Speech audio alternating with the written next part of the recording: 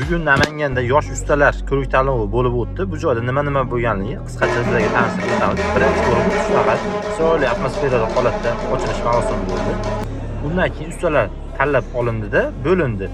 Ya'ni birinchi bo'lib kuzovchilik to'pchilarga navbat berildi. Bular xuddi shu holatda ish qilindi.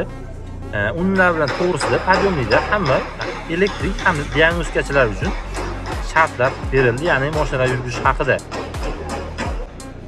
Kuzovchilar ishni boshlashdi, diktopka qilib chiqarib hamda shpagrupkadan joy-joyiga qo'yish sharti bo'ldi. Bu tomonda 12 hammasi yurmagan, tabiiy defekt bor.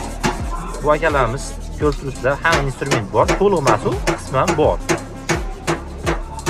Holatda boshlashdi, hamda elektriklar shu holatda ishni tugatishdi. Endi bundan keyin haydovchi ustalarimizga shart berildi. Haydovchilar ozgina ko'plik qildi.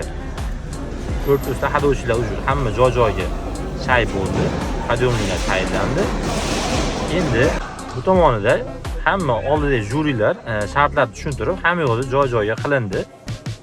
Shartlar tushuntirib bo'lgandan keyin ishni boshlash uchun birinchi patot polностью amortizator yechib joyiga solish bo'ldi.